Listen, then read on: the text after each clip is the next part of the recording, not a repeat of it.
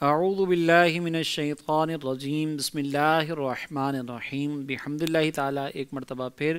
قرآن مجید کے منتخب مضامین کے ساتھ آپ کی خدمت میں حاضر ہیں، اور آج 26ویں پارے کا انشاءاللہ ہم آغاز کریں گے اور اس کے منتخب آیات کو، منتخب مضامین کو انشاءاللہ سننے کی سعادت حاصل کریں گے۔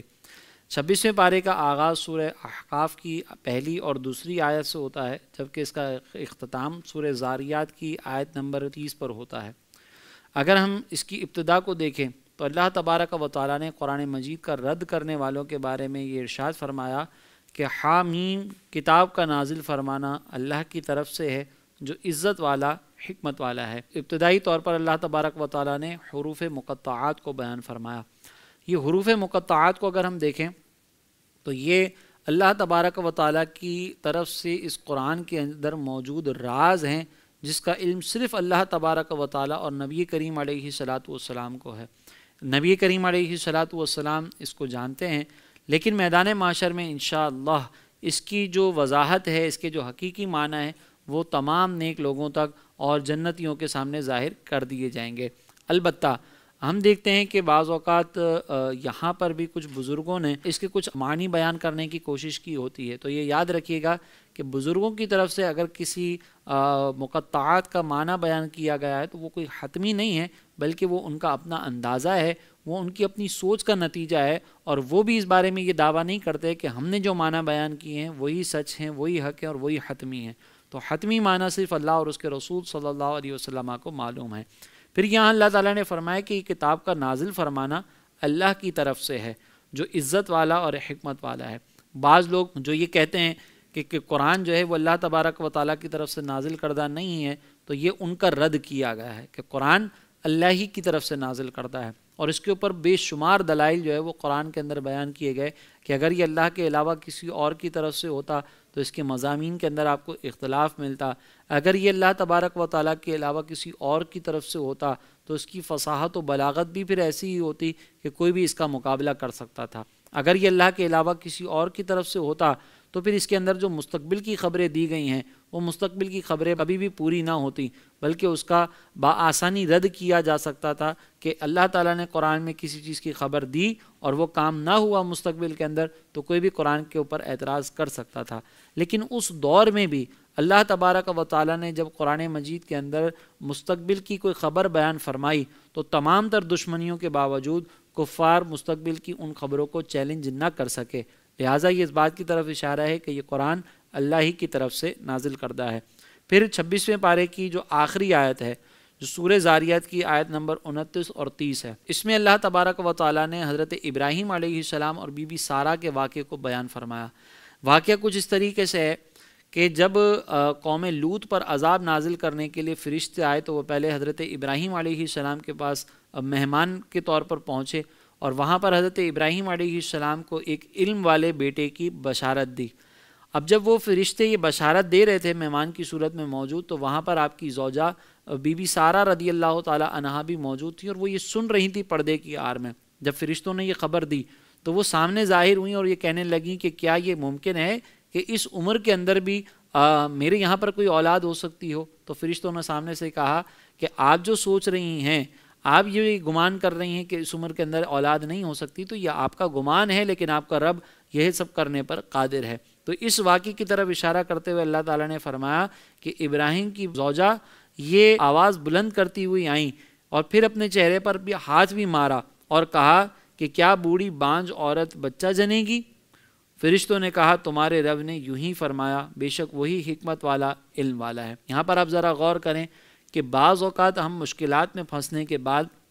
مایوس ہو جاتے ہیں کہ اب ہمیں ان مشکلات سے نکلنے کی کوئی راہ مل ہی نہیں سکتی۔ اللہ تبارک و تعالیٰ تو اتنا عظیم قدرت رکھنے والا ہے کہ اگر وہ چاہے تو انسان کو بڑے سے بڑی آزمائش سے اس طرح باہر نکال دے جیسے آٹے سے بال کو نکال دیا جاتا ہے۔ اگر ہم اللہ تبارک و تعالیٰ پر کامل توقع رکھیں گے، اس پر کامل بھروسہ رکھیں گے، تو جو آزمائشیں، جو مشکلیں، جو پریشانیاں آج ہمارے ساتھ موجود ہیں،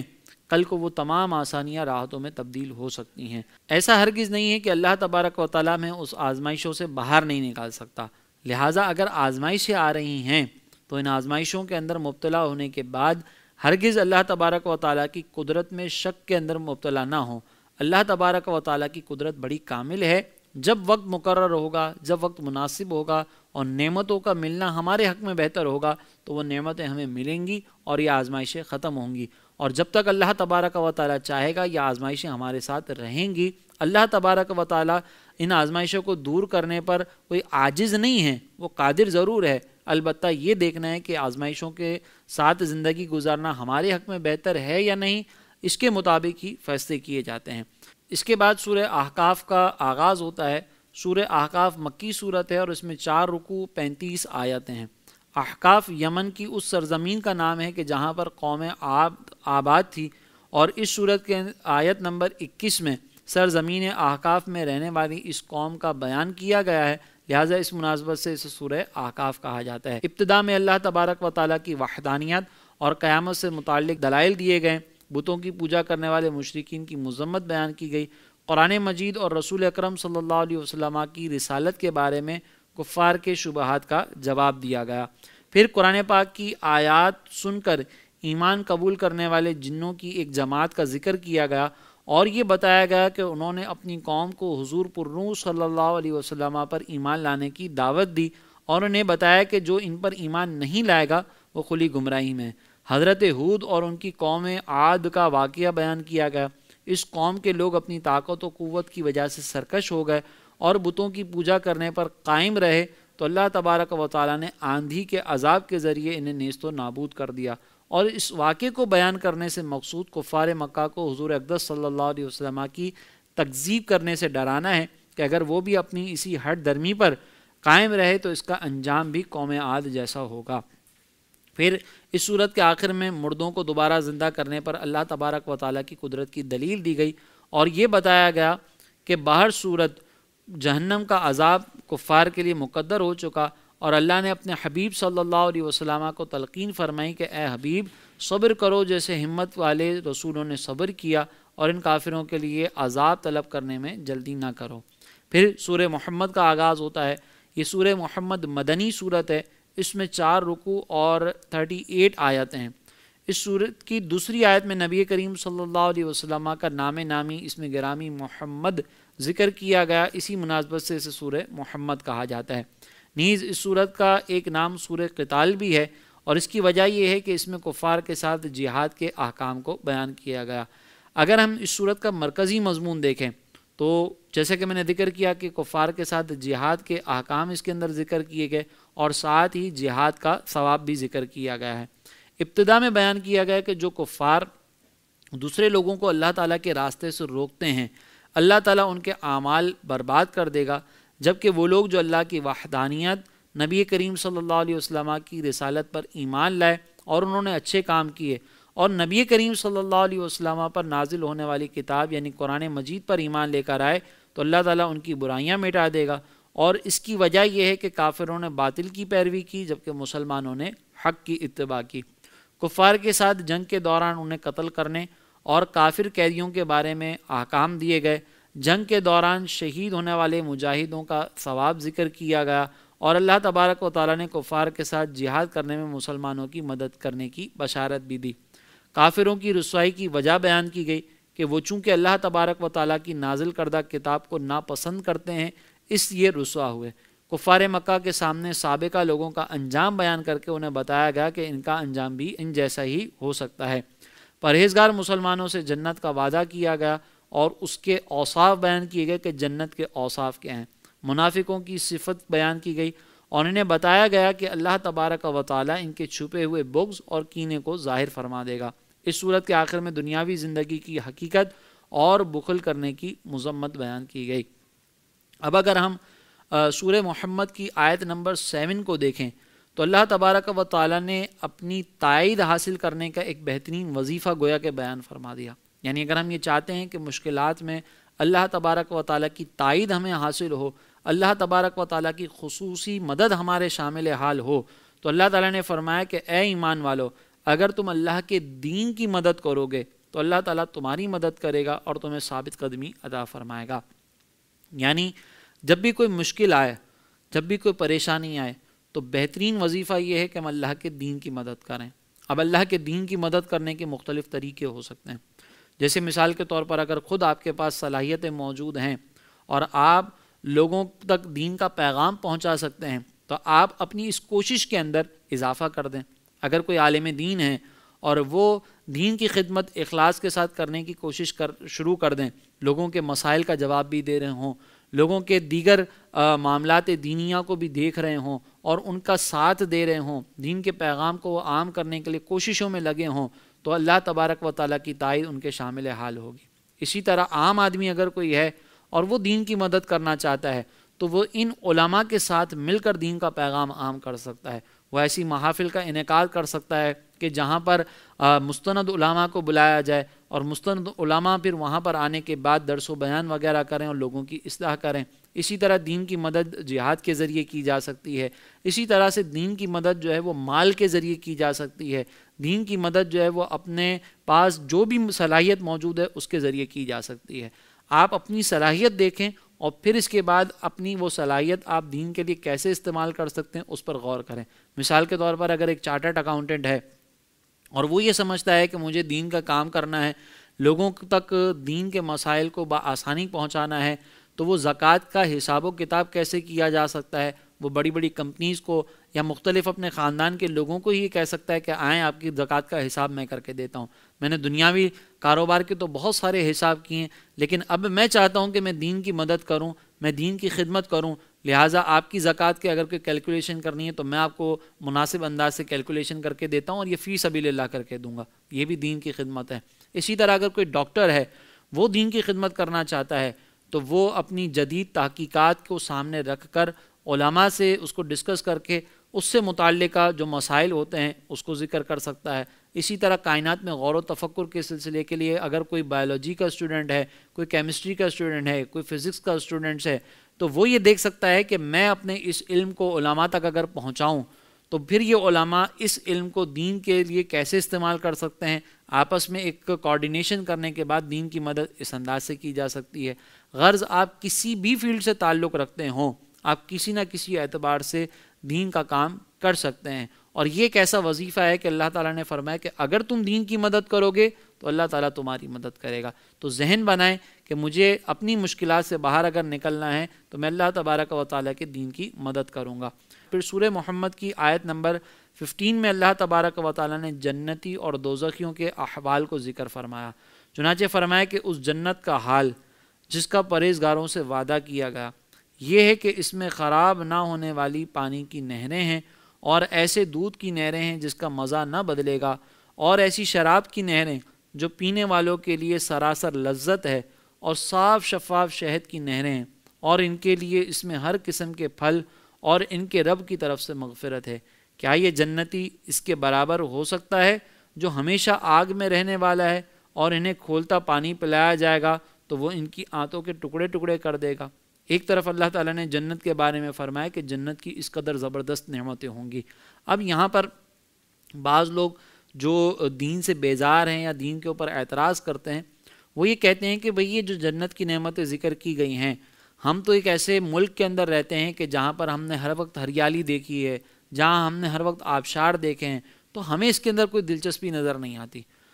تو یہاں پر میں عرض کرتا چلوں کہ آپ نے جو آبشار دیکھے ہوں گے، آپ نے جو ہریالی دیکھی ہوگی، آپ نے جو اپنے ملک کے اندر خوبصورتی دیکھی ہوگی، وہ خوبصورتی فانی ہے، وہ کسی ایک خاص موسم کے اندر ہوتی ہوگی. اس پھر خوبصورتی کے اندر دیگر کوئی نقائص بھی ساتھ موجود ہوں گے، اس کے اندر کوئی نہ کوئی کمی ضرور ہوگی. اگر آپ کے ملک کے اندر یہ سارے خوبصورت مناظر ہیں تو وہاں پہ موسم ہو سکتا ہے اچھا نہ ہو، اس کے اندر اور دیگر پریشانی ہوں. لیکن جب جنت میں جائیں گے تو جنت کی جو نعمتیں ہوں گی، جنت کے اندر جو یہ نظارے ہوں گے وہ آپ کے اس ملک کی خوبصورتی سے کئی گنا بہتر ہوں گے. اللہ تبارک و تعالیٰ نے اسی خوبصورتی کے بارے میں فرمایا کہ جس خوبصورتی کو آپ ملاحظہ کر رہے ہیں یہ اس کا گمان یہ نہ کریں کہ جنت کی جو نعمتیں ہیں وہ اس جیسی ہوں گی. یہ نعمتیں تو فنا ہونے والی ہیں. جنت میں نہ خراب ہونے والا پانی جس کا ذائقہ نہ بدلتا ہو ایسا دودھ، ان کی نہریں موجود ہوں گی. ہمارے پاس جو ہمارے ممالک میں دودھ ہوتا ہے وہ خراب بھی ہو سکتا ہے،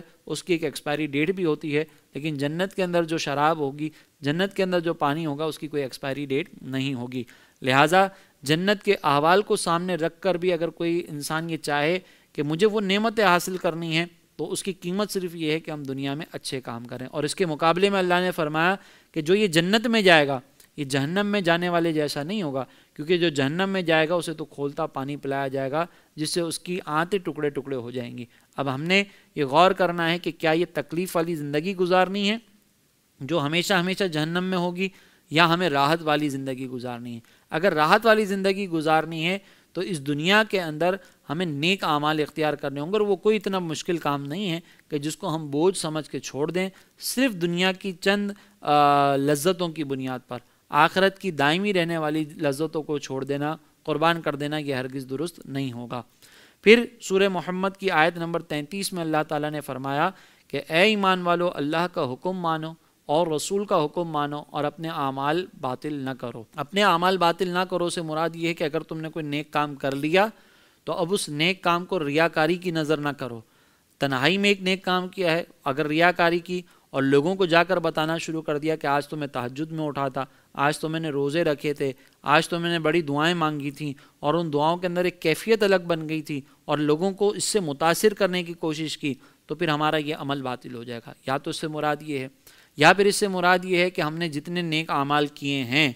اب شیطان کے وسوسے میں مبتلا ہو کر خدا نخواستہ ہمارا ایمان ہی ضائع ہو جائے، ہم اپنے ایمان کی فکر ہی نہ کریں، تو یہ بھی ایمان ضائع ہونے کے بعد ہمارے جتنے اعمال تھے وہ تباہ ہو جائیں گے. تو یہ بھی ایک اعمال کو باطل کرنے والی صورت ہے، اس سے بھی ہمیں بچنے کا حکم دیا. اور دوسرا یہ ہے کہ اگر کوئی نیک کام ہم شروع کر چکے ہیں، جیسے نماز کی ابتدا ہم نے کر دی، تو بلا وجہ نماز کو توڑنا، بلا وجہ روزے کو توڑنا، یہ بھی اپنے عمل کو باطل کرنا ہے، اور اس سے بھی اللہ تبارک و تعالیٰ نے منع فرمایا. لہٰذا عمل باطل کرنے کی یہ تینوں صورتوں سے ہمیں اجتناب کرنا ہوگا. نہ تو ہم ریاکاری کریں، نہ ہم اپنے ایمان سے بے فکر ہو جائیں، اتنے بے فکر ہو جائیں کہ ہم نے ایمان کی حفاظت کے لیے کوشش ہی کرنا چھوڑ دی، تو یہ بھی عمل کو باطل کرنا ہوگا. اور اگر ایک نیک کام ہم شروع کر چکے ہیں تو پھر اس نیک کام کو ڈسکنٹینیو کرنا، خاص طور پر نماز اور روزے کو، یہ ہرگز جائز نہیں ہے، اس سے بھی ہمیں اجتناب کرنا ہوگا. پھر اس کے بعد سورہ فتح کا آغاز ہوتا ہے. یہ مدنی صورت ہے اور اس میں 4 رکوع اور 29 یعنی 29 آیتیں ہیں. اس سورہ مبارکہ کی پہلی آیت میں اللہ تبارک و تعالیٰ نے نبی کریم صلی اللہ علیہ وسلم کو روشن فتح کی بشارت عطا فرمائی. اس مناسبت سے اس سورہ مبارکہ کو سورہ فتح کہا جاتا ہے. اگر ہم اس سورت کے مرکزی مضمون کو دیکھیں تو مرکزی مضمون کے طور پر صلح حدیبیہ کا واقعہ بیان کیا گیا، اور ساتھ ہی یہ بتایا گیا کہ یہ صلح جو ہے یہ آگے فتح مبین کا پیش خیمہ ہے. یعنی فتح مبین سے مراد فتح مکہ ہے کہ آگے مکہ کی فتح ہونے والی ہے اور قریب مسلمانوں کو جو ہے وہ کفار پر غلبہ ملے گا. یہ اس کے مرکزی مضمون کے طور پر بیان کیا گیا. اگر اس کے ہم دیگر مضامین کو دیکھیں تو اس کی ابتدا میں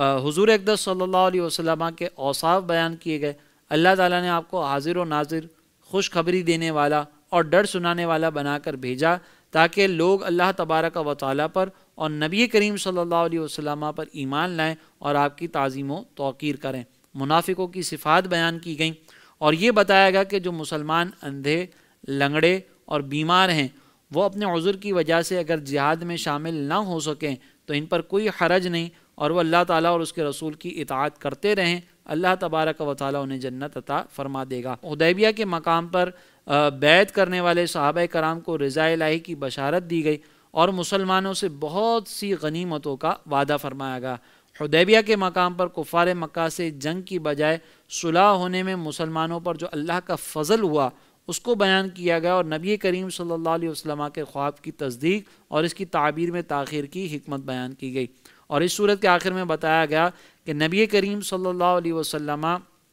کو ہدایت اور دین حق کے ساتھ بھیجا گیا ہے تاکہ اللہ تعالیٰ اسے اپنے سب دینوں پر غالب کرے، اور نبی کریم صلی اللہ علیہ وسلم اور ان کے صحابہ کرام آپس میں نرم دل ہیں جبکہ کفاروں پر سخت ہیں. نیز نیک اعمال کرنے والے مسلمانوں سے مغفرت اور عظیم ثواب کا وعدہ فرمایا گیا. تو یہ اس کے منتخب مضامین ہیں. اگر ہم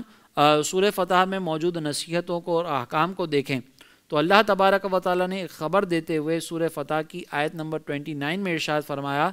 کہ محمد اللہ کے رسول اور ان کے ساتھ والے کافروں پر سخت آپس میں نرم دل ہیں. تو انہیں رکوع کرتے ہوئے، سجدے کرتے ہوئے دیکھے گا. اللہ کا فضل اور رضا چاہتے ہیں. ان کی علامت ان کے چہروں میں سجدوں کے نشان سے ہے. یہ ان کی صفت تورات میں مذکور ہے اور ان کی صفت انجیل میں مذکور ہے۔ ان کی صفت ایسی ہے جیسے ایک کھیتی ہو جس نے اپنی باریک سی کونپل نکالی، پھر اسے طاقت دی، پھر وہ موٹی ہو گئی، پھر اپنے تنے پر سیدھی کھڑی ہو گئی اور کسانوں کو اچھی لگتی ہے۔ اللہ نے مسلمانوں کی یہ شان اس لیے بڑھائی تاکہ ان سے کافروں کے دل جلائے۔ اللہ نے ان میں سے ایمان والوں اور اچھے کام کرنے والوں سے بخشش اور بڑے ثواب کا وعدہ فرمایا ہے۔ اس آیت مقدسہ میں اللہ تبارک و تعالیٰ نے نبی کریم علیہ الصلاۃ والسلام اور آپ کے ساتھ موجود صحابہ کی صفات کو ذکر فرمایا کہ یہ نمازیں ادا کرنے والے ہیں، نیکیاں کرنے والے ہیں۔ ان کے چہروں کے آثار سے ہمیں معلوم ہوتا ہے کہ یہ اللہ تبارک و تعالیٰ کی بڑی عبادتیں کرتے ہیں، بڑی ریاضت کرتے ہیں۔ اور ساتھ میں ایک صفت یہ بیان فرمائی کہ نبی کریم علیہ الصلاۃ والسلام کے جو اصحاب ہیں وہ کفار پر بڑے شدید ہیں، لیکن آپس میں وہ ایک دوسرے سے محبت کرنے والے ہیں۔ اب آپ ذرا غور کریں کہ یہاں پر سرکار علیہ الصلاۃ والسلام کے صحابہ کی کتنی حسین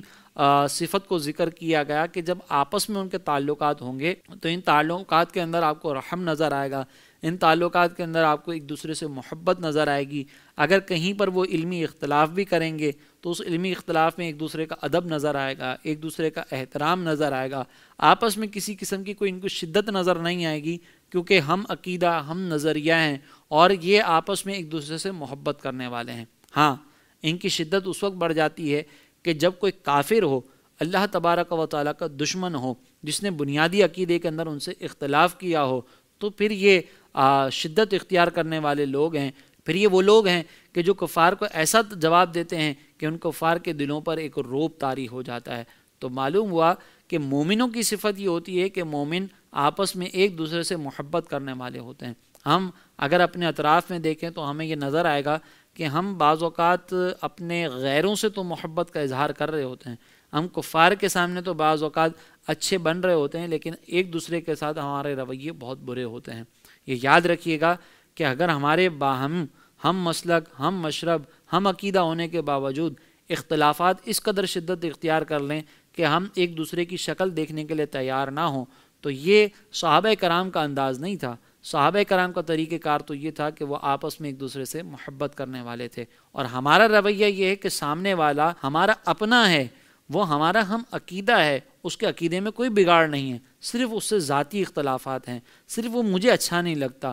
اس کے کچھ نظریات ایسے ہیں جس نظریات میں میرا اس سے اختلاف ہے۔ تو ان چھوٹے نظریات کی بنیاد پر کوئی اصولی اختلاف نہیں ہے، لیکن ان چھوٹے چھوٹے نظریات کی بنیاد پر ہم ایک دوسرے سے اگر شدت اختیار کریں گے تو یہ ہماری تباہی ہوگی۔ ہاں، اگر کسی سے اصولی اختلاف ہے تو پھر صحابہ کرام کا طریقہ کار یہ تھا کہ اشداء علی الکفار، کہ پھر وہ کفار پر شدت اختیار کرتے تھے۔ اصولی اختلاف میں کوئی کمپرومائز نہیں ہوگا، لیکن اگر ہم آپس میں ایک دوسرے کے فروعی اختلافات کو اگر برداشت کریں، ایک دوسرے پر رحم کریں، تو یہ صحابہ کرام کا انداز تو، اور اللہ تبارک و تعالیٰ نے اس کو بطور خاص بیان فرمایا۔ پھر اس میں سورہ حجرات کا آغاز ہوتا ہے۔ سورہ حجرات مدنی صورت ہے، اس میں 2 رکوع اور 18 آیتیں ہیں۔ حجرات کا معنی حجرے اور کمرے ہیں، اور اس سورت کی آیت نمبر 4 میں یہ لفظ استعمال ہوا، اسی مناسبت سے اس کو سورہ حجرات کہا جاتا ہے۔ اگر ہم اس سورت کے مرکزی مضمون کو دیکھیں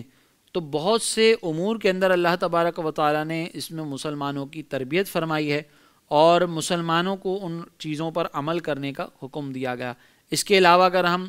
چیدہ چیدہ اس کے مضامین کو دیکھیں تو اس سورت کی ابتدا میں نبی کریم صلی اللہ علیہ وسلم کی بارگاہ کے خصوصی آداب بیان کیے گئے، اور جو لوگ سرکار علیہ السلام کی بارگاہ میں آوازیں نیچی رکھتے ہیں ان کی بخشش اور ثواب کا ذکر کیا گیا، اور انہیں بخشش اور ثواب کی بشارت دی گئی۔ مسلمانوں کو معاشرتی آداب بتائے گئے، ان کی اخلاقی تربیت کی گئی کہ تحقیق کے بغیر کوئی خبر قبول نہ کریں، کسی مسلمان کے بارے میں بدگمانی نہ کریں، کسی کی غیبت نہ کریں، کسی کا نام نہ بگاڑیں اور کسی کا مذاق نہ اڑائیں۔ یہ حکم دیا گیا کہ اگر مسلمان کے 2 گروہ آپس میں لڑ پڑیں تو ان میں صلح کرا دی جائے، اور اگر وہ صلح نہ کریں تو ان میں سے جو گروہ باطل پر ہو اس کے ساتھ جنگ کی جائے، یہاں تک کہ وہ راہ راست پر گامزن ہو جائے۔ اس صورت کے آخر میں اپنے ایمان کا احسان جتانے والوں کی سرزنش کی گئی، اور یہ بتایا گیا کہ کسی کا اسلام قبول کرنا اللہ کے رسول پر کوئی احسان نہیں ہے، نیز حقیقی مسلمان وہ ہے جو اللہ اور اس کے رسول صلی اللہ علیہ وسلم پر ایمان لائے، پھر وہ دین کے کسی کام میں شک نہ کرے اور اپنی جان اور مال سے اللہ کی راہ میں جہاد کرے۔ یہ اس کے کچھ مضامین کا خلاصہ ہے۔ اب اگر ہم مزید سورہ حجرات کی ابتدائی آیات کو دیکھیں تو اس میں اللہ تبارک و تعالیٰ نے ارشاد فرمایا کہ اے ایمان والو، اللہ اور اس کے رسول سے آگے نہ بڑھو اور اللہ سے ڈرو، بے شک اللہ سننے والا جاننے والا ہے۔ اے ایمان والو، اپنی آوازیں نبی کی آواز پر اونچی نہ کرو اور ان کے حضور زیادہ بلند آواز سے کوئی بات نہ کہو جیسے ایک دوسرے کے سامنے بلند آواز سے بات کرتے ہو، کہیں تمہارے اعمال برباد نہ ہو جائیں اور تمہیں خبر نہ ہو۔ بے شک جو لوگ اللہ کے رسول کے پاس اپنی آوازیں نیچی رکھتے ہیں یہی وہ لوگ ہیں جن کے دلوں کو اللہ نے پرہیزگاری کے لیے پرکھ لیا ہے اور ان کے لیے بخشش اور بڑا ثواب ہے۔ یہاں اللہ تبارک و تعالیٰ نے دربار مصطفیٰ کے آداب بیان فرمائے ہیں، اور وہ ادب یہ ہے کہ جب ہم بارگاہ رسالت میں ہوں اور بارگاہ رسالت میں موجود ہوں تو اپنی آوازوں کو پست رکھنا ہے۔ جس طریقے سے ہم ایک دوسرے کو پکارتے ہیں ایسے نہیں پکارنا، اور نبی کریم علیہ الصلاۃ والسلام سے عمل میں آگے نہیں بڑھنا۔ اگر ہم دیکھیں تو ایک روایت میں آتا ہے کہ ایک مرتبہ نبی کریم علیہ الصلاۃ والسلام ابھی نماز عید کے لیے ایک مقام پر جا رہے تھے، عیدگاہ کی طرف، تو رستے میں دیکھا کہ کسی شخص نے اپنی جانور کی قربانی کر لی ہے، تو سرکار علیہ الصلاۃ والسلام نے فرمایا کہ اسے چاہیے کہ اپنی قربانی دوبارہ کرے۔ اس موقع پر یہ آیت مقدسہ نازل ہوئی کہ رسول اللہ صلی اللہ علیہ وسلم سے آگے نہ بڑھو، جب اللہ کے نبی نے ابھی تک قربانی نہیں کی، نماز عید پڑھنے کے بعد ابھی قربانی کا حکم ہی نہیں دیا، تو تم نے اپنی قربانی کیسے کی؟ تو اس شخص کی گویا وہ قربانی ضائع ہو گئی۔ اور پھر دوسرا اللہ تبارک و تعالیٰ نے فرمایا اور نبی کو ایسے نہ پکارو جیسے ایک دوسرے کو پکارتے ہو، جیسے ہم نام لے کر ایک دوسرے کو پکارتے ہیں، ہم نام لے کر کہتے ہیں کہ اے زید یا عمر یا بکر، تو اللہ تبارک و تعالیٰ نے اس سے منع فرمایا۔ سید اعلیٰ حضرت امام اہل سنت فرماتے ہیں کہ اگر کوئی دعا قرآن و حدیث کے اندر ذکر کی گئی ہو اور وہاں پر سرکار علیہ السلام کا نام نامی موجود ہو یا محمد موجود ہو، تو ویسے تو دعاؤں کے اندر تبدیلی نہیں کی جاتی، لیکن یہاں پر ادب مصطفیٰ کا لحاظ کرتے ہوئے تبدیلی کر دینی چاہیے اور یا محمد کی جگہ کوئی دوسرا لفظ استعمال کرنا چاہیے۔ اب ہمارے یہاں پر بعض اوقات نعتوں کے اندر اس طرح کے جملے استعمال ہوتے ہیں، یا محمد کہنا، تو یہ بھی مناسب نہیں ہے، اس سے بھی ہمیں اجتناب کرنا ہوگا، یہ بھی اس آیت مقدسہ کے خلاف ہے۔ اور دوسرا پھر فرمایا کہ تم نبی کی آواز پر اپنی آواز کو بلند نہ کرو، یعنی سرکار علیہ الصلاۃ والسلام کی بارگاہ میں جب حاضری دیں تو وہاں پر پھر بلند آواز کرنے سے اجتناب کرنا چاہیے، بلند آواز سے گفتگو کرنے سے اجتناب کرنا چاہیے۔ ہم دیکھتے ہیں کہ یہاں پر ہم مدینے جانے کی تمنا کرتے ہیں کہ ہم نے مدینے جانا ہے، مدینے کی یاد میں تڑپ رہے ہیں، لیکن بعض وقت گنبد خضرا کے سامنے موجود ہوتے ہیں اور وہاں پر ہم اونچی آواز میں گفتگو کر رہے ہوتے ہیں، وہاں پہ ادب کا کوئی لحاظ نہیں کیا جا رہا ہوتا، وہاں پر لڑائی جھگڑے ہو رہے ہوتے ہیں، اور وہاں پر بعض اوقات ایک دوسرے کو کوئی الٹی سیدھی بات کہہ دی جاتی ہے۔ یہ مدینہ طیبہ کا ادب نہیں ہے۔ اور کچھ لوگ بعض جب سنہری جالیوں کے پاس حاضر ہوتے ہیں تو وہاں پر فون اپنے گھر والوں کو کرتے ہوئے تیز تیز آواز میں جو ہے وہ ان سے بات کر رہے ہوتے ہیں کہ دیکھیں میں جالیوں کے سامنے موجود ہوں، آپ اپنی زیارت کرنا چاہیں تو فوراً کر لیں۔ ارے یہ بارگاہ اس جگہ کے لیے نہیں ہے، یہ بارگاہ اس کاموں کے لیے نہیں ہے کہ ہم وہاں پر جا کر بھی اپنے گھر والوں کی طرف متوجہ رہیں اور اس بارگاہ کے ادب کو بھول جائیں۔ یاد رکھیں کہ نبی کریم علیہ الصلاۃ والسلام کا ادب جس طرح اس وقت لازم تھا جب سرکار علیہ الصلاۃ والسلام بنفس نفیس ظاہری حیات کے ساتھ موجود تھے، اسی طرح آج بھی اور کل قیامت تک وہ ادب اسی طرح ملحوظ رہے گا۔ اور یہاں پر ہمارے علماء نے فرمایا کہ جس طرح سرکار علیہ السلام کا ادب ہے ویسا ہی ادب سرکار علیہ السلام کے ذکر کا بھی کیا جائے گا، کہ جب سرکار علیہ السلام کا ذکر ہو رہا ہو تو وہاں پر اس ذکر کا بھی ادب کرنا ہے، اس کی بھی تعظیم کرنی ہے۔ لہٰذا اگر کسی بیان میں سرکار کی شان بیان ہو رہی ہو، کہیں نعتیں پڑھی جا رہی ہوں اور دائرہ شریعت میں رہ کر حدود شرع کا خیال کرتے ہوئے نعت خوانی یا بیان کی محفل سجی ہو تو وہاں پر پھر اس نعت خوانی کا بھی ادب کرنا ہم پر لازم ہے، اور وہاں پر ہمیں اس بیان کا بھی ادب کرنا لازم ہے کہ ہم وہاں پر خاموشی سے بیٹھے رہیں۔ پھر اس کے بعد سورہ حجرات کی آیت نمبر 6 میں اللہ تعالیٰ نے ارشاد فرمایا کہ اے ایمان والو، اگر کوئی فاسق تمہارے پاس کوئی خبر لائے تو تحقیق کر لو، کہیں کسی قوم کو انجانے میں تکلیف نہ دے بیٹھو پھر اپنے کیے پر شرمندہ ہونا پڑے۔ اتنی زبردست یہاں پر تعلیم دی گئی ہے کہ اگر کسی کی طرف سے کوئی خبر آ رہی ہے تو اس خبر پر فوراً اعتماد کرنے کی بجائے پہلے تھوڑی سی تحقیق کر لیں، پہلے تھوڑا سا اس خبر کے بارے میں اچھے طریقے سے معلومات حاصل کر لیں کہ یہ بات جو ہم تک پہنچی ہے یہ صحیح بھی ہے یا نہیں۔ یا بعض اوقات ایسا ہوتا ہے کہ سامنے والے نے جس لہجے میں بات کی ہوتی ہے ہمارے پاس جب بات پہنچتی ہے تو وہ لہجہ بالکل تبدیل ہو جاتا ہے. جیسے سامنے والے نے مثال کے طور پر عاجزانہ درخواست کرتے ہوئے کوئی جملہ کہا ہو، اور ہم اس لہجے کو، اس جملے کو اگر غصے والے لہجے کی طرف لے کر چلے جائیں تو پھر اس سے بات کچھ کی کچھ ہوتی ہے، مطالب کچھ کے کچھ نکل سکتے ہیں. تو جو بات ہم تک پہنچی ہے، اگر ہمیں لگتا ہے کہ اس بات کی وجہ سے اگر ہم نے من و عن بغیر تحقیق کے عمل کر لیا تو بگاڑ پیدا ہو سکتا ہے، تو اس بگاڑ کی طرف جانے سے پہلے اس بات کی تحقیق کر لیں، ورنہ پھر معاملات خراب ہو سکتے ہیں. پھر اس سورہ حجرات کی آیت نمبر 11 میں اللہ تبارک و تعالیٰ نے ارشاد فرمایا کہ اے ایمان والو، مرد دوسرے مردوں پر نہ ہنسیں، ہو سکتا ہے کہ وہ ان ہنسنے والوں سے بہتر ہوں، اور نہ عورتیں دوسری عورتوں پر ہنسیں، ہو سکتا ہے کہ وہ ہنسنے والیوں سے بہتر ہوں. اور آپس میں کسی کو طعنہ نہ دو اور ایک دوسرے کے برے نام نہ رکھو. مسلمان ہونے کے بعد فاسق کہلانا کیا ہی برا نام ہے، اور جو توبہ نہ کریں تو وہی ظالم ہیں. اس آیت مقدسہ میں اللہ تبارک و تعالیٰ نے کسی قوم کا مذاق اڑانے سے منع فرمایا، ایک دوسرے پر ہنسنے سے منع فرمایا، ایک دوسرے کو طعنے دینے سے منع فرمایا، کسی کا برا نام رکھنے سے منع فرمایا. اب یہاں پر ہمیں غور کرنا ہوگا کہ ہمارے معاشرے کے اندر ہم کسی کا مذاق بھی بناتے ہیں، ہم کسی کا مذاق اڑا رہے ہوتے ہیں، کسی کا برا نام رکھتے ہیں، اور باقاعدہ ہمارے یہاں پر ایک دوسرے کی ٹرولنگ کی جاتی ہے. سوشل میڈیا پر ایک دوسرے کے خلاف جو ہے وہ اس طرح کی پوسٹ چلتی ہیں، ایک دوسرے کا مذاق بنایا جاتا ہے. یہ ہرگز درست نہیں ہے، ہرگز روا نہیں ہے. کبھی کسی کا نام جو ہے وہ اس کی شخصیت کو دیکھ کر، اس کے جسم کی کسی کمی کی بنیاد پر اس کا نام چھوٹو رکھ دیا جاتا ہے، کسی کو کالو کہہ دیا جاتا ہے. اس طرح کے نام رکھنے سے سامنے والے کی شدید دل آزاری ہوتی ہے، اور پھر وہ بعض اوقات اس غم کے اندر مبتلا ہو کر اپنی زندگی کو تباہ کر لیتا ہے. اللہ تبارک و تعالیٰ نے ہی ہر ایک کو تخلیق فرمایا ہے. ہمیں کوئی اختیار نہیں کہ ہم کسی کو ظاہری صورت کے مطابق دیکھ کر اس کا مذاق اڑائیں، اس کا برا نام رکھیں، یا اگر کوئی اپنی مثال کے طور پر کسی ناکامی کی وجہ سے ہمارے درمیان موجود ہے تو ہم اس کی ناکامی کو اس کے سامنے مذاق بنا کر پیش کریں. اس کی ہرگز ہمیں اجازت نہیں دی ہے. کتنی حسین تعلیمات ہیں ہماری شریعت مطہرہ کی کہ انسان کی کیفیت کو سامنے رکھنے کے بعد اللہ تبارک و تعالیٰ نے یہ احکامات بیان فرمائے کہ اگر تم کسی کو طعنہ دو گے تو ہو سکتا ہے کہ وہ اس طعنے سے دل برداشتہ ہو کر اپنی زندگی کو ختم کر دے. اور ایسے کئی واقعات ہوتے ہیں، لہٰذا ہمیں اس سے اجتناب کرنا ہوگا. خاص طور پر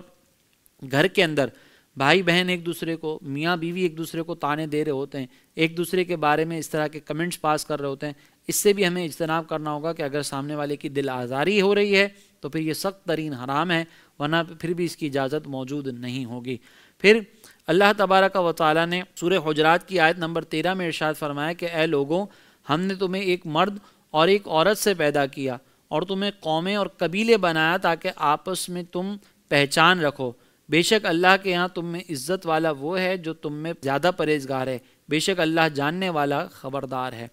اس آیت مقدسہ میں اللہ تعالیٰ نے فرمایا کہ جو ہمارے درمیان قومیں ہیں، جو مختلف خاندان ہیں، ان تمام اقوام اور خاندانوں کے درمیان فرق کرنے کا مقصد صرف یہ ہے کہ ہماری ایک دوسرے سے پہچان ہو جائے، ہم ایک دوسرے کو پہچان لیں اور ایک دوسرے کی معرفت حاصل کر لیں.